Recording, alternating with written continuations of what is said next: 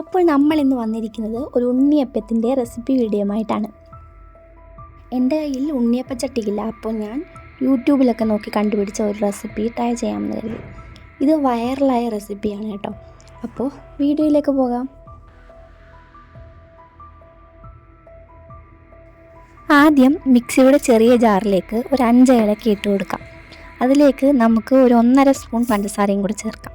എന്നിട്ട് നന്നായിട്ടൊന്ന് പൊടിച്ചെടുക്കാം. ഇനി ബാറ്റർ തയ്യാറാക്കാം. ഒരു പാത്രത്തിലേക്ക് 2 കപ്പ് വറുത്ത അരിപ്പൊടി ചേർത്ത് കൊടുക്കാം. ഈ അരിപ്പൊടിയിലേക്ക് 1/2 കപ്പ് ഗോതമ്പ് പൊടിയോ അല്ലെങ്കിൽ മൈദയോ ചേർക്കാം. ഞാനിവിടെ ഗോതമ്പ് പൊടിയാണ് എടുത്തേക്കുന്നത്. ഈ അളവുകളെല്ലാം സെയിം കപ്പിൽ തന്നെ ആകാൻ ശ്രദ്ധിക്കണം.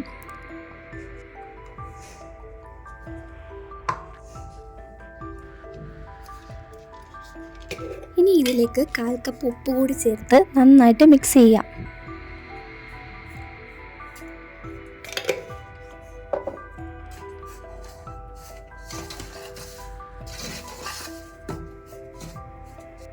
ഇനി ശർക്കര പാനിയാക്കണം. ഞാനിവിടെ ഏകദേശം 400 ഗ്രാമോളം ശർക്കര എടുത്തിട്ടുണ്ട്. ശർക്കരയിലേക്ക് ആവശ്യത്തിനുള്ള വെള്ളം ഒഴിച്ച് നമുക്ക് അടുപ്പിലോട്ട് വെക്കാം. ശർക്കര പാനി തയ്യാറാക്കാം.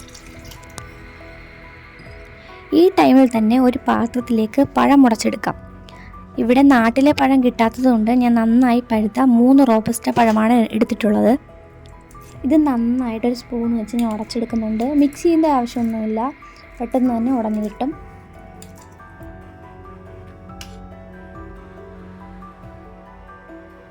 ഇവിടെ ശർക്കരയൊക്കെ തിളച്ച് തുടങ്ങിയിട്ടുണ്ട്. ശർക്കരപ്പാനി റെഡിയാകുന്ന ആ ടൈമിൽ തന്നെ മറ്റൊരു പാത്രം അടുപ്പിലേക്ക് വെച്ച് നെയ്യിലോ വെളിച്ചെണ്ണയിലോ തേങ്ങാക്കൊത്ത് വറുത്തെടുക്കാം.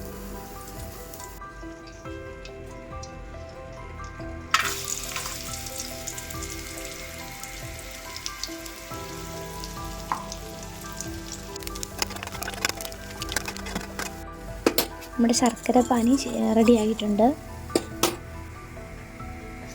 ഇനി നേരത്തെ തയ്യാറാക്കി വച്ചിരുന്ന പൊടികളിലേക്ക് ഒരു അരിപ്പ് വെച്ച് അരിച്ച് ചെറിയ ചൂടോടെ തന്നെ ശർക്കരപ്പാനി ഒഴിച്ചു കൊടുക്കാം.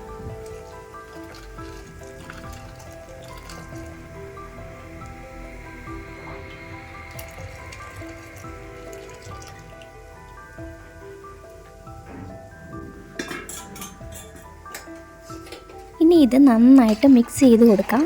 കട്ട കെട്ടാതെ പതുക്കെ മിക്സ് ചെയ്ത് കൊടുക്കണം.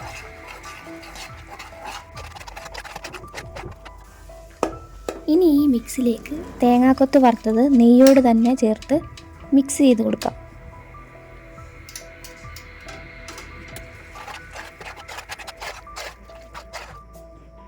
ഈ ബാറ്റർ അല്പം തിക്കായതുകൊണ്ട് തന്നെ ഞാൻ കുറച്ച് വെള്ളം കൂടി ചേർത്ത് മിക്സ് ചെയ്യുന്നുണ്ട്.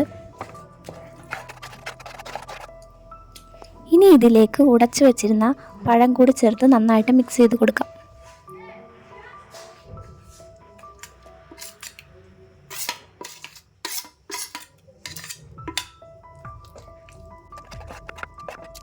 ഈ ബാറ്റർ തിക്കായതുകൊണ്ട് തന്നെ ഞാൻ അല്പം കൂടെ വെള്ളം ചേർക്കുന്നുണ്ട്. നന്നായിട്ട് മിക്സ് ചെയ്ത് കൊടുക്കാം. ഇനി ഇതിലേക്ക് ആദ്യം തന്നെ പൊടിച്ച് വെച്ചിരുന്ന പഞ്ചസാരയുടെയും ഏലക്കയുടെയും ആ പൊടി അതിനൊക്കെ ചേർത്ത് കൊടുക്കാം.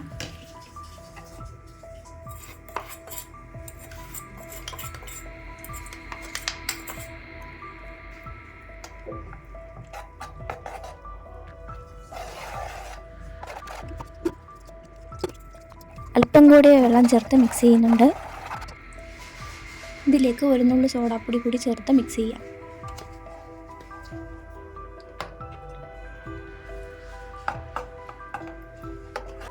ഇനി അടുപ്പിലേക്ക് പാത്രം വെച്ച് എണ്ണ ചൂടാക്കി എടുക്കാം. എണ്ണ നന്നായി ചൂടാകുമ്പോൾ അതിലേക്ക് ഇതുപോലെ ഒരു തവി ഇറക്കി കൊടുക്കാം.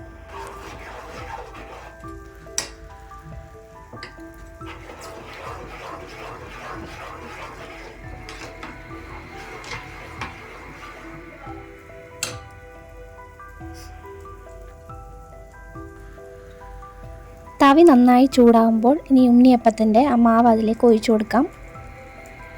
ഇപ്പം തന്നെ നല്ല മണമുണ്ട് കേട്ടോ. മാവിന് തന്നെ നല്ല സ്മെല്ലാണ്. തവി വീണ്ടും എണ്ണയിലേക്ക് ഇറക്കി വെക്കാം.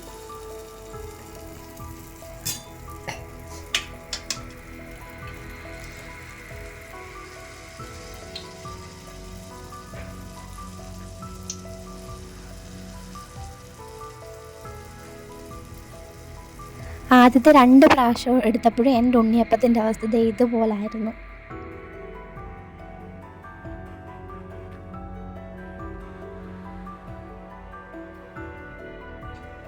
പിന്നീട് എന്തായാലും ഉണ്ണിയപ്പം ശരിയായിട്ടുണ്ട്.